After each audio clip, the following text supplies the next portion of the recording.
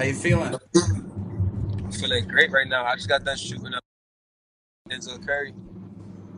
Oh, a music video. Okay. What Nah, it video? was a documentary talking about like our come up and like at the ULT house and all that. Oh, very cool. Okay, because you go way back with Denzel. Yeah, definitely. Me and Denzel Curry. Like I met him like 2013, something like that, or like 2012, something like that. Yeah. Nice. Was that when you first moved to Miami? Nah. Like when I first moved to Miami, I didn't know Denzel Curry, and then I met Denzel maybe like 2 years later, like a year or two later, something like that. Okay, super cool. Do you mind if we go back and sort of track your roots through when you started production? Yeah, let's do it. Nice, man. Awesome. So you started off in New Jersey. I'm just curious to hear who were you listening to at that time, and how did really making music really come into the picture for you? I mean, honestly, back when I started production, I was really listening to like a lot of Future. Like, I really am inspired by like Future, like his lifestyle and stuff like that. So, um, as far as like me even wanting to produce, like my whole music background is really just like I grew up in church playing drums, Hmm. and I remember like when I was a baby, I used to bring out the pots and pans from the kitchen and start banging on it and stuff like that. And then my mom and dad they just got me a drum set. Um, and then I was in a marching band at one point in high school, and I kind of just kept up with it. And then like once I graduated, I kind of just stopped. Like I kind of stopped playing drums, and then that was when I discovered like producing. Okay, cool. So do you find that your background in drumming helps you with producing? Because I drum myself and I'm just starting to make beats and I find that it actually helps me a lot. That's fire, yeah, bro. Definitely, it kind of gives you an advantage. It definitely Hmm. makes me like more like advanced and stuff like that because it comes natural. So like a lot of times people are always like, "Yo, I really like your drums," and it's just like, really, like, it's not that I think that they're bad. I think they're great, but it's like, there's always room for improvement, and it just makes it come a lot easier. Yeah, for sure. Yeah, 100%. So at what point did you start really messing around and actually going and on the computer and making beats and putting your work out there online? Um, I want to say. I want to say, damn, I'm trying to think about this. I'm trying to remember this website I used to rock with. It was, man, I forget what it's called, bro. But I used to upload my beats on like some website, and Hmm. that was like the first time. But the first time everything really started going viral was like when I met Denzel, and like once we started working and made this song called Threats. Okay, so that's when it really started popping off. Yeah, yeah, definitely. Okay, so what made you want to move from New Jersey to Miami in the first place for that transition? Um, I mean, honestly, I was always like kind of like fascinated with just like palm trees and like the great weather here. So that was like the reason why I even moved to South Florida. Okay, that's where you're driving right now? Yeah, I'm in South Florida right now. I'm in the RE. Nice. Super cool. So what was it like for you when you first got there? Did you start linking up with people in the music world right away or was it sort of you on your own? Nah, like when I first got here, I wasn't even like producing. I was in college and I didn't even want to produce, and I hated like going to school where I was going. So I went back home to New Jersey, and then I came back, and then that was like when I was like producing and and basically and basically that's what I say. Yeah, basically, bro, I started producing, started like meeting mad different people, and one of my friends, his name is Liko, the late god. He's from Hawaii. He basically was like, "Yo, I know this kid named Denzel Curry. He's like super underground, but you should link with him. Like he's a great rapper." So then he linked me with Denzel, and then just kind of took off from there. Yeah. Well, that's super tremendous. I mean, Denzel sounds like a really cool guy, and the music he's putting out is, really groundbreaking. And speaking of being groundbreaking, that's you too with your sound. I mean, you really came out with a trademark sound. How did you start to make your own trademark sound? Because a lot of producers start with beat packs and things like that. How do you really make those sounds your own? I mean, how did I come out with my own sound? Really, I just came my own sound just from like just from like it really just comes from trying to be original, and just like not wanting to be like anyone else, and just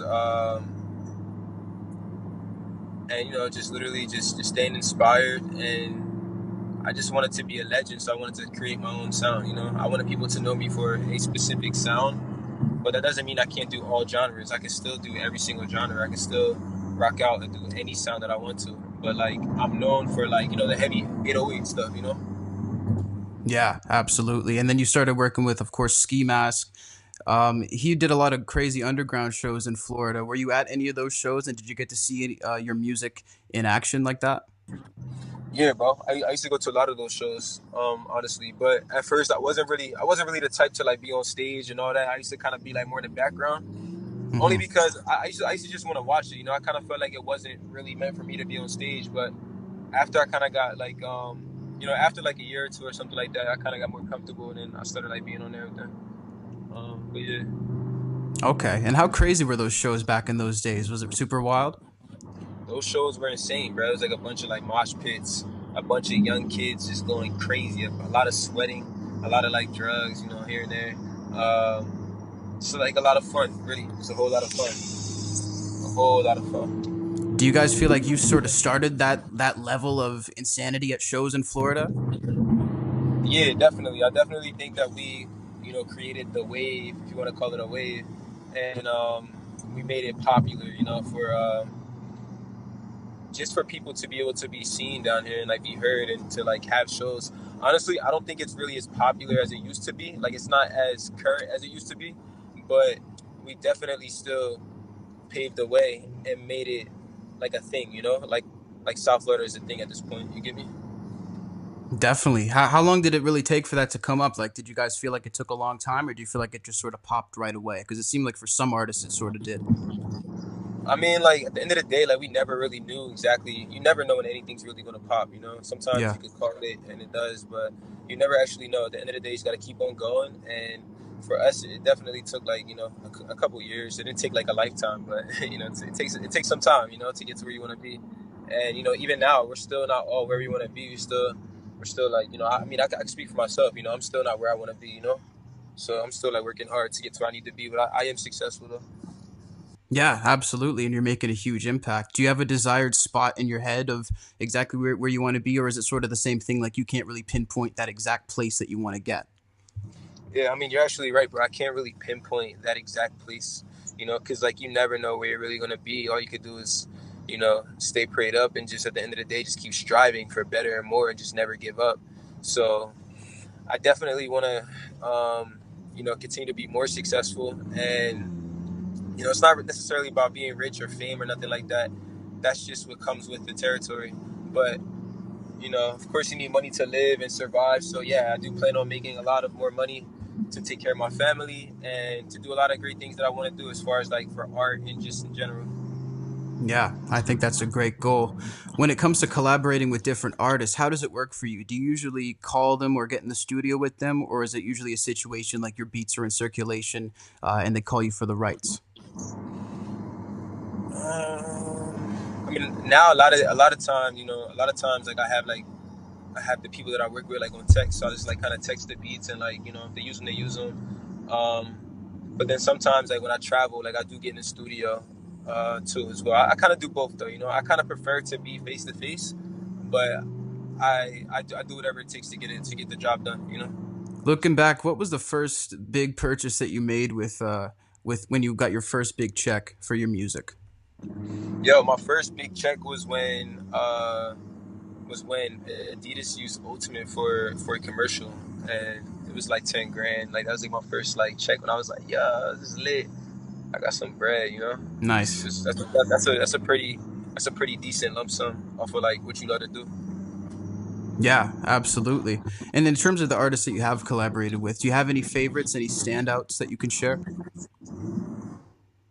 I think I mean I definitely love everybody equally, but I do think that one of my favorite people to work with ever was X, Triple Yeah, X. So that's a fact. Working with him was just totally different. It was like no other. The energy, um, the ambition, and he just always knew exactly what he wanted to do. So I definitely do like miss that. So yeah. definitely. I heard that there's some music that you have potentially with him. Is there any update on that? Um, yeah, we definitely do have some things to offer. Unfortunately, because of the situation, a lot of things are situational at this point. So there's certain things that are just happening that I'm not really okay with. However, I do promise to deliver, something that is original from me and him. Definitely, and it has to be done in the right way. And I really respect that you're taking that approach. How about starting up a record label? Is that still something that you have in your plans right now? Yeah, I actually have a record label right now. It's called Listen Up Forever, and I have an artist out of the Orlando area, Florida, and his name is Leave Me Alone.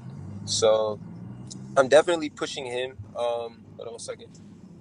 Yeah, I'm definitely pushing him, and I feel like we're off to a good start, but we still have a lot of work to do, and I just have so much going on. Like me, I'm signed as an artist. I'm also a producer. Signed as a producer.